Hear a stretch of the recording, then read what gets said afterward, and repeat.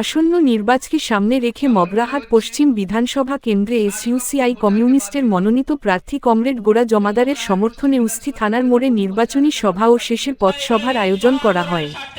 আমাদের লড়াই আন্দোলনের বার্তা জনগণের মধ্যে পৌঁছে দিতে গণতান্ত্রিক পদ্ধতিতে আমরা নির্বাচনে প্রতিদ্বন্দ্বিতা করছি, আর সেই গণতান্ত্রিক পরিবেশ আর এই তৃণমূল কংগ্রেস বিঘ্নিত করছে। আমরা তাদের ধিক্কার ও প্রতিবাদ জানাই। এখানে প্রধান বক্তা হিসেবে উপস্থিত বনপালী পণ্ডা, এছাড়াও এসইউসিআই ডায়মন্ড হারবার সাংগঠনিক জেলার পার্টির সম্পাদক বিশ্বনাথ সর্দার, এসইউসিআই কমিউনিস্টের প্রার্থী কমরেড গোরা জমাদার, সভাপতি হিসেবে উপস্থিত ছিলেন আহমদ সর্দার সহ আরও অনেকে। আপনারা দেখেছেন অনেক পাবলিক বলছেন এবারে ইলেকশন কমিশন অনেক ভূমিকা দেখাবে। আমরা 1.5 ঘন্টা আগে পুলিশকে জানিয়েছি আমাদের উপর এই অত্যাচার, এখনো পর্যন্ত কোনো একটা সিভিক পাঠায়নি এখানে। এটা ইলেকশন কমিশনের উদ্দেশ্যেই বলবো, এখান থেকে কত দূর পুলিশের স্টেশন? 2 মিনিটের পথ না।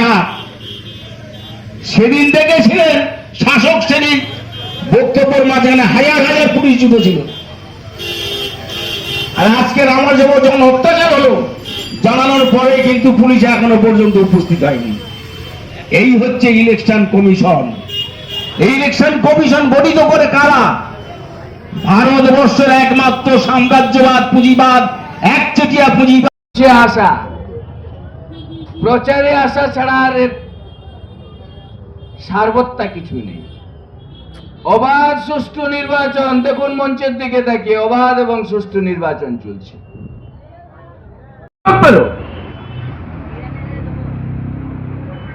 আপনারা নিশ্চয়ই খবরের কাগজের সংবাদ মাধ্যম থেকে জেনেছেন পশ্চিমবাংলার মাটিতে অবাধ সুষ্ঠু নির্বাচন হচ্ছে। কেমন করে হচ্ছে? 60 লক্ষ ভোটারকে বাদ দিয়ে দেওয়া হলো।